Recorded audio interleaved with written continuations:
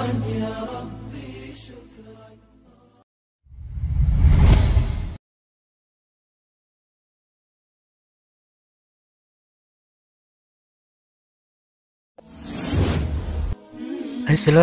warahmatullahi wabarakatuh. Ziarah kubur yang selalu dilakukan kaum muslimin saat lebaran atau idul fitri telah usai. Namun kebiasaan itu tetap terjaga. 6 makam tua waliullah di Garut, Jawa Barat yang selalu ramai diziarahi pengunjung sepanjang tahunnya. 1. Makam Syekh Rohmat Suci Godog. Siapa yang tak kenal makam tua yang satu ini? Peziarah yang selalu mendatangi makam tua di Pulau Jawa bakal selalu menyematkan makam Godog atau Syekh Rohmat Suci untuk disambangi. Sejatinya, Syekh Rohmat adalah Prabu Kian Santang, salah satu putra Prabu Siliwangi yang telah memeluk Islam. Lokasi pemakamannya berada di Kampung Godog, Desa Lebak Agung, Kecamatan Karangpawitan, Garut, Jawa Barat. Berbicara Garut, Jawa Barat, memang tidak bisa lepas dari pengaruh kerajaan tua Hindu-Buddha. 2. Situs Ciburuy Bayongbong. Keberadaan situs Kabuyutan Ciburuy yang berada di Kampung Ciburuy, Bayongbong, Garut, Jawa Barat, yang saat ini erat hubungannya dengan sejarah kerajaan Pajajaran yang berpusat di Garut. Konon, kompleks seluas 1 hektar ini merupakan arena pertarungan para jawara atau jagoan di Pulau Jawa. Sekaligus salah satu petilasan Prabu Siliwangi dan Prabu Kian Santang, Raja Pajajaran. Menyimpan puluhan naskah kuno. Pada bulan tertentu, masyarakat sekitar kerap menggelar acara ritual Seba Muharram. Acara itu untuk membagikan benda pusaka, termasuk membersihkan naskah kuno yang berisi ajaran hidup serta budi pekerti adat Sunda. Naskah kuno itu bahkan sudah mendapatkan penghargaan dari Perpustakaan Nasional Republik Indonesia, yakni penghargaan Nugraha.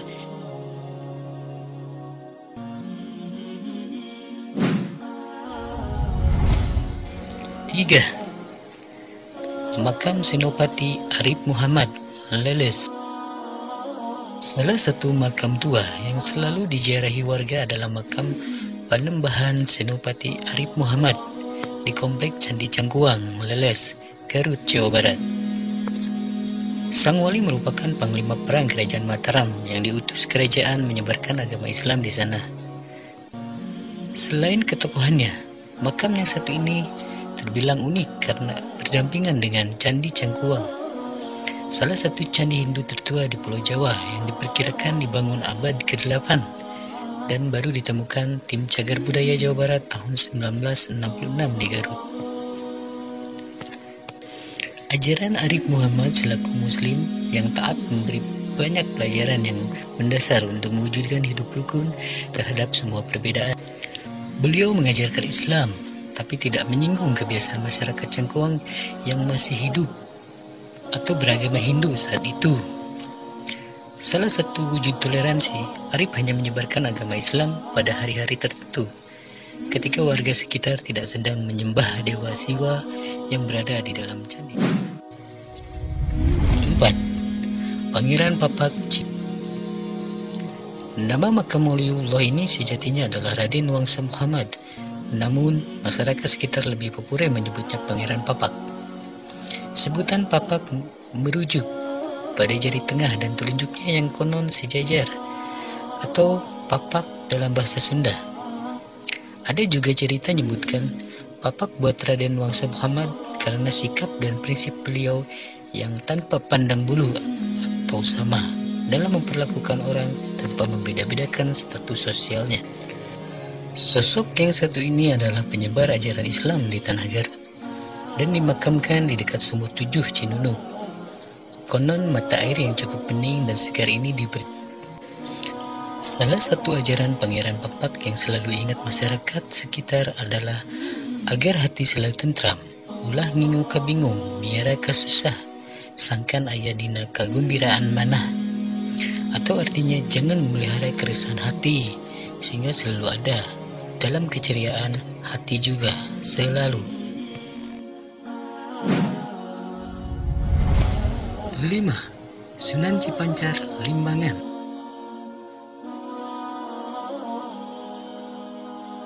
Kampung Pasir Astana, Desa Pasirwaru, Kecamatan Balubur, Limbangan, Garut, Jawa Barat.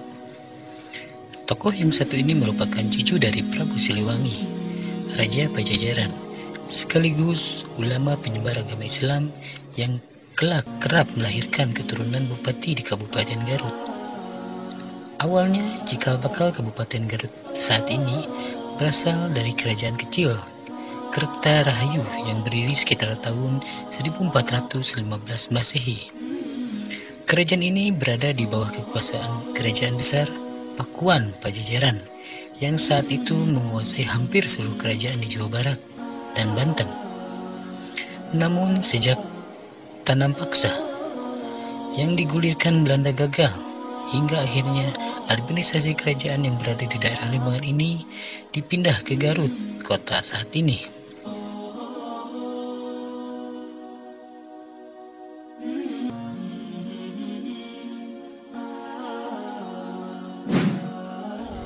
Nah, Sunan Haruman.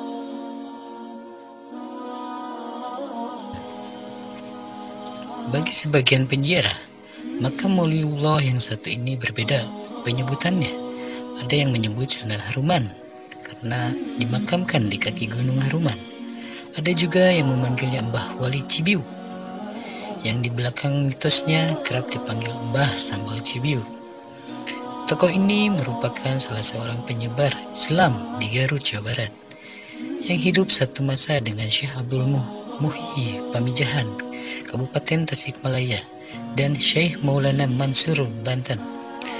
Berdasarkan cerita yang beredar di masyarakat, konon ketika tokoh penyebar Islam satu generasi itu selalu salat berjamaah dan menimba ilmu bersamaan di Mekah Al-Mukarramah karena kelebihan karomah yang dimiliki ketiganya.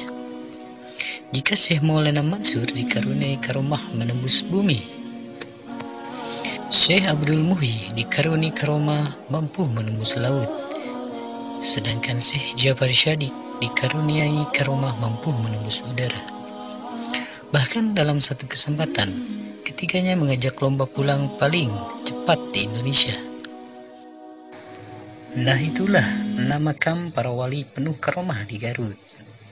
Terima kasih telah menonton video ini, semoga bermanfaat.